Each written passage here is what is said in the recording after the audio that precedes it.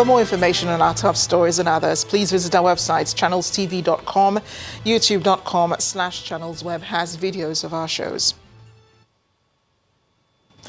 And let's take a look at some of the pictures you have sent into our Eyewitness platform. We begin with this is a picture of a collapsed bridge. There it is. It was a video, actually, at Okorocha in Ilorin, the Kwara State. In Kwara State, according to Eyewitness, this bridge is on a federal road. He laments it is not just vehicles that cannot use the bridge. Even pedestrians are having a hard time trying to cross over. He wants both the state and federal government to fix this quickly, considering the importance it has to the communities around. Next is another video from Bayo Shinowa Street in Ogudu area of Lagos. We see a swamp boogie working on the desilting of their drain. Our Eyewitness says this exercise is through communal efforts after several pleas to the government for intervention that have gone unheeded. They, however, want the government to give them a helping hand. Finally, is a set of images from Afolabi Brown in Okorocha area of Yaba, Lagos. We see the community taken over by flood. Our Eyewitness laments what residents suffer whenever it rains. She says it's been like this for as long as she can remember. Now, according to her, the flood even goes into their homes. She wants the Lagos State government to find a permanent solution to the problem. Thank you for sending me those pictures and the videos, and please keep them coming. The Lagos State government's officials have been speaking on the alleged outbreak of a flu-like illness at Queen's College, Lagos. The Commissioner of Health, Professor Akin Abayomi, says many of the students affected have recovered. He explains that although that kind of ailment is characterized by coughing, fever and weakness, it usually subsides on its own. He also says investigations are ongoing to identify the causative agent and results are expected in a day or two. We've identified that there were about 90 students in Queen's College that were affected by this supposedly virus, which we're not sure what its identity is yet. As a result of the slight excess in numbers of children that were falling sick in that boarding school, I think parents felt the need to withdraw their children, so hence the numbers that we're seeing in the media of about 700 children leaving the school. Now, 700 doesn't mean 700 children were sick. It's just 700 children were withdrawn by their parents, which is not a bad idea. We've been there. As of today, I've just got my report from my team that are on ground. We've been taking samples, and the samples have been sent to the reference laboratory. The numbers of children that are presenting with these illnesses is significantly subsiding. We've done a very careful inspection of the school environment. While we found some deficiencies, we feel that they have responded to our recommendations that were made in the subsequent event that happened a couple of years ago around the outbreak of waterborne infection. Now, this is not a waterborne infection, this is an airborne infection.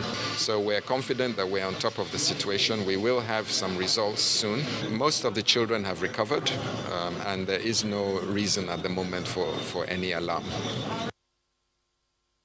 A Lagos High Court sitting in Ikeja today sentenced a former permanent secretary in the Federal Ministry of Labour and Productivity, Dr. Ilo Onubogo Clement, to 5 years in prison over a 14.6 million naira fraud. Justice Oluwatoyin Taiwo gave the sentence after she convicted him on 2 counts of stealing by conversion of the sum of 14.1 million naira, property of the Nigerian Maritime and Safety Agency, NIMASA. The judge, however, acquitted him of the 3rd count of concealment. In her sentence on the first 2 counts, Justice Taiwo ordered the convict to make restitution of the total sum money back to the federal government. The court also ordered that the funds be paid to the Consolidated Revenue Fund of the Federation. The counsel to the convict, Mr. Thomas Awana, said he will obtain a copy of the judgment, study it, and advise his client on how to proceed. The EFCC counsel, Mr. Rotimi Oyedepo, on his part, is pleased that the court has again sent a strong message that public servants must remain accountable to the people they serve. Let's toss it over now to Ibrahim Adra in Abuja for more stories here on the News at 10. Hi, Ibrahim.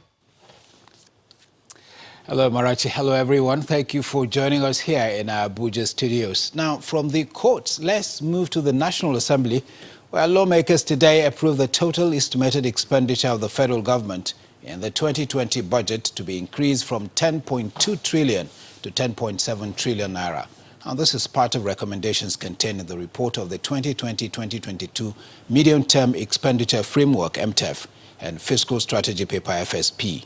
The Senate and the House of Representatives passed the MTEF and the FSP, that is, during today's plenary sessions ahead of the President Buhari's presentation of the 2020 budget next Tuesday.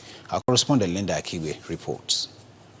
To the Almighty God, I'm pleased to inform you. It's a week after President Buhari forwarded a critical planning document to the National Assembly for consideration. The Senate Committee on Finance has concluded work on the MTEF, and the committee chairman presents the report before the Senate. Some of the findings in the report include that most of the revenue-generating agencies failed to comply with the Fiscal Responsibility Act, which stipulates payment of 80% of operational surpluses to the consolidated revenue account. The salaries and remuneration of the proposed recruitment of 30,000 personnel in the police, army, immigration and civil defense were not captured in MTEF and FSP. The activities of the NNPC as it relates to cost of production is shrouded in secrecy. The committee frowned at the attitude of Central Bank of Nigeria for under-disclosure of the e-collection of stamp duties. The committee recommends, among others, that $57 per barrel as crude oil benchmark price, an exchange rate of 305 naira to a dollar for economic stability, and total estimated expenditure of the federal government be increased from 10.002 trillion to 10.729.4 trillion naira.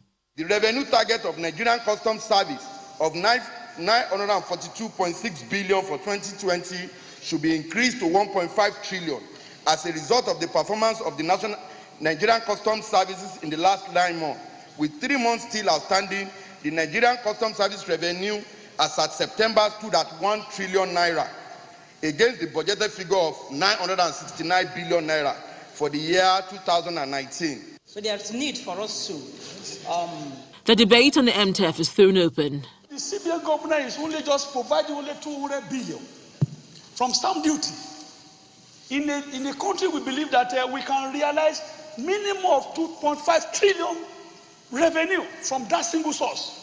I'm actually quite surprised that in this entire document, nothing is said about fuel subsidy. Fuel subsidy has constituted a major expenditure in this nation. A senator makes an eye-raising observation. Our constitution provides that we have 3 senators. What is the three senators per state doing that 1 senator per state cannot do? Hold it. Now, what are we doing in the National Assembly there that we have 360-something people? And each of these persons creates demand on the system. We must cut down on the cost of governance. The same recommendations are passed in the House of Representatives. Meanwhile, President Buhari is to present the 2020 budget to a joint session of the Senate and House of Representatives on Tuesday, 8th October. The Senate President and the House of Reps Speaker have promised that the budget will be passed by the end of 2019. Thank you very much, distinguished colleagues. Linda Akibe, Channels Television News. Linda, thanks a lot. Elsewhere, the chairman of the All Progressives Congress, Mr. Adams Oshomole, has said that the federal government will not heed to calls in some quarters to reopen the nation's borders. Speaking at a meeting with the Controller General of the Nigeria Customs Service, Mr. Oshomole says the closure of the border is yielding economic benefits. The Controller General on his part explains that the closure of the border has contributed to improving local production of goods as well as reduction in the importation of firearms. The closure of the border, I think we are already beginning to count the benefits accruing from that. But I can see that there's also some organized pressure, to blackmail the administration to review. And we therefore thought that we should stand by the government, stand by you, to sustain these policies. First, people have pointed out the fact that prices are going up, particularly food. Now, our national policy cannot be formed by getting cheap food through smuggling of poisonous food. I will tell you today, since we closed the border, the rate of banditry has come down drastically. The influx of arms and ammunition has now been curtailed. So even if the bandits are within Nigeria, they don't have ammunition anymore to operate. And therefore, with a butt of rifle, you can only hit one man at a time. You cannot but hit one. And the second one, you wrestle it down. So we have now seen, we are trying to do our study and come out with exactly what is the main cause for this. But we believe without these two, there's no good. So security-wise, this border provider has reduced to the barest minimum the extent of the attacks by our bandits.